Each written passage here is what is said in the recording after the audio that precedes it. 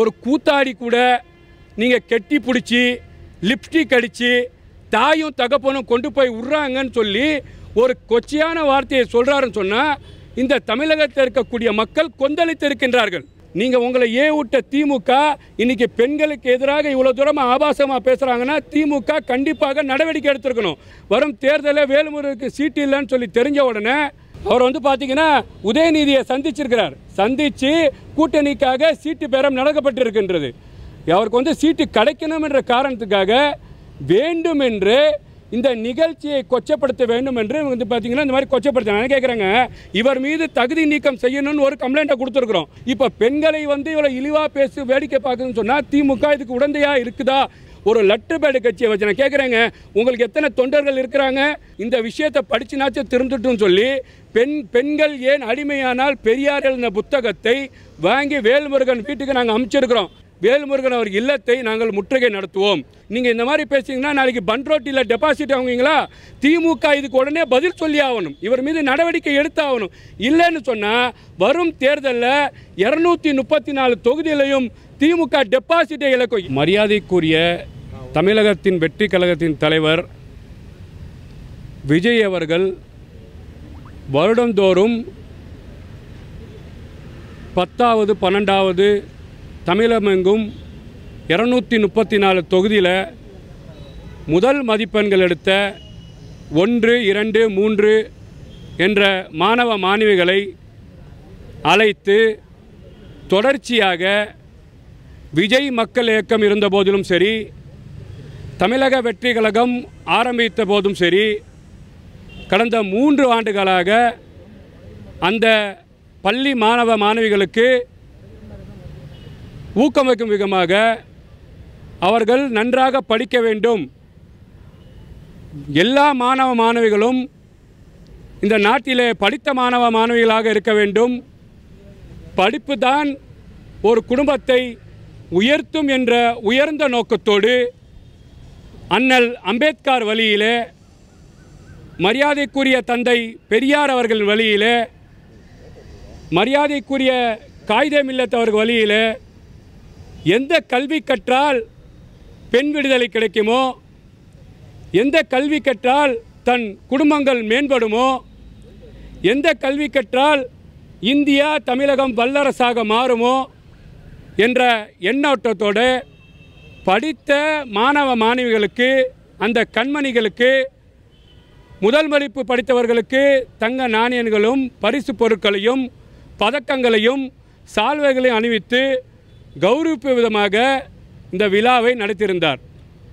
இந்த விழாவை உண்மையாக சொல்ல வேண்டும் என்று சொன்னால் அரசியலுக்கு அப்பாற்பட்டு அத்தனை மக்கள்களும், அத்தனை இந்தியாவில் இருக்கக்கூடிய பெண்களும் இந்த விழாவை மதித்து மரியாதையாக போற்றிக் கொண்டிருந்த நேரத்தில் திமுகவில் உதயசூரியன் சின்னத்தில் சீட்டை வாங்கி தன் கட்சியை 4 வருஷமாக தலைவர் இல்லாத ஒரு கட்சியாக வைத்துக்கொண்டு திமுக உறுப்பினராக சேர்ந்து கொண்டு வேண்டுமென்றே தமிழகத்தின் வெற்றி கழகத்தின் தலைவர் மரியாதைக்குரிய விஜய் அவர்கள் இன்று இந்தியா முழுக்க இல்லாமல் உலகம் முழுக்க இந்த விஜய் அவர்களுக்கு தொண்டர்கள் உருவாகிட்டார் என்ற காழ்ப்புணர்ச்சியின் காரணத்தினால வரும் தமிழகத்தில் தேர்தலிலே மரியாதைக்குரிய தமிழகத்தின் வெற்றி கழக தலைவர் விஜய் அவர்களுக்கு ஒட்டுமொத்த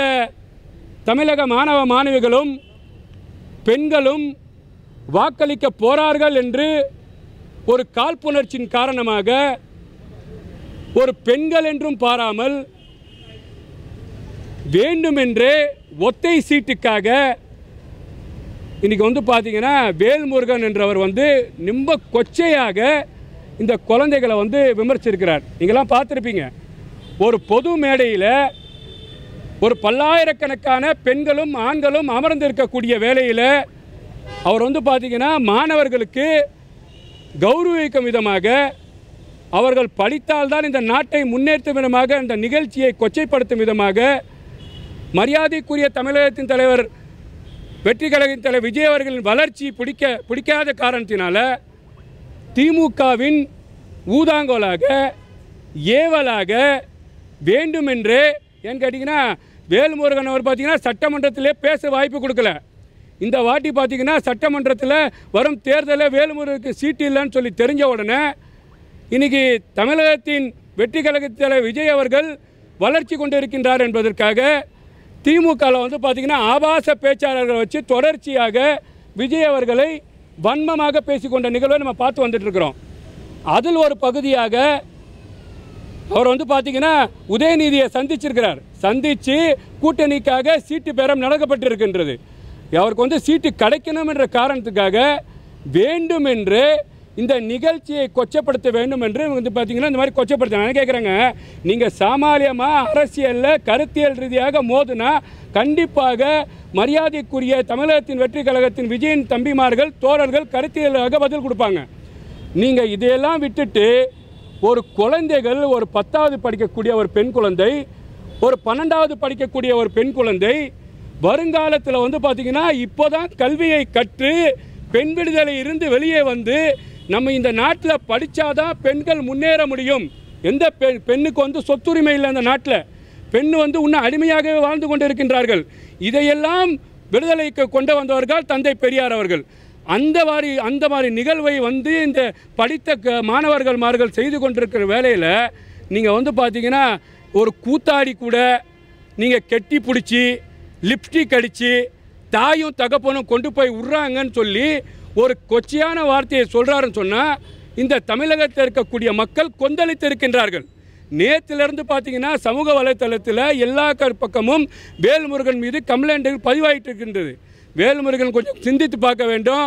வரும் தேர்தலில் நீங்கள் உங்களை விட்ட திமுக இன்றைக்கி பெண்களுக்கு எதிராக இவ்வளோ தூரமாக ஆபாசமாக பேசுகிறாங்கன்னா திமுக கண்டிப்பாக நடவடிக்கை எடுத்துருக்கணும். நாங்கள் வந்து பார்த்திங்கன்னா சபாநாயகர் அலுவலகத்தில் இவர் மீது தகுதி நீக்கம் செய்யணும்னு ஒரு கம்ப்ளைண்ட்டை கொடுத்துருக்குறோம். நீங்கள் திமுக சின்னத்தில் இவர் உதயநிதி சின்னத்தில் ஜெயிச்சிருக்கிறார். நீங்கள் நடவடிக்கை எடுத்துருக்கணும். இப்போ பெண்களை வந்து இவ்வளோ இழிவாக பேசி வேடிக்கை பார்க்குதுன்னு சொன்னால் திமுக இதுக்கு உடந்தையாக இருக்குதா என்ற சந்தேகம் நாட்டு மக்களுக்கு இருக்குது.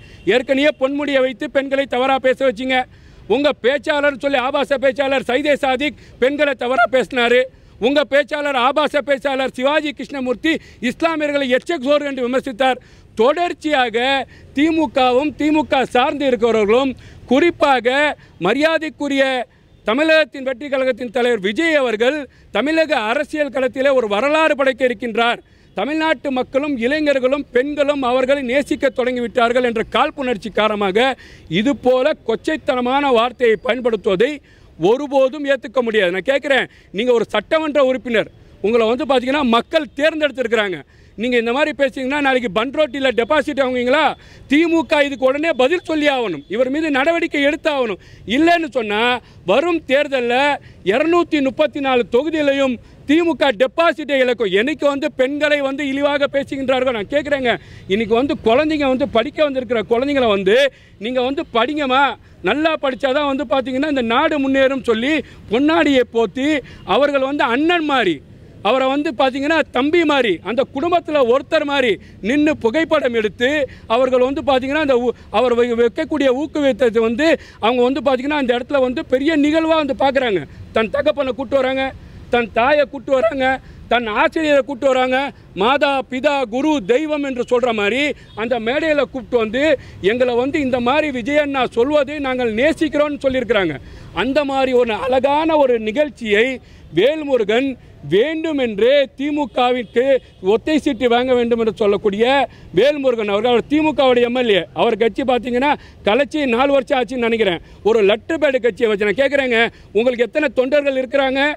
மரியாதைக்குரிய தமிழக வெற்றி கழக தலைவர் விஜய் அவர்களுக்கு கோடான கோடி தொண்டர்கள் இன்றைக்கி வந்து பார்த்திங்கன்னா எங்கெங்கெல்லாம் தொண்டர்கள் இருக்கிறார்கள் சொல்லி நம்ம பார்த்துட்டு இருக்கிறோம்.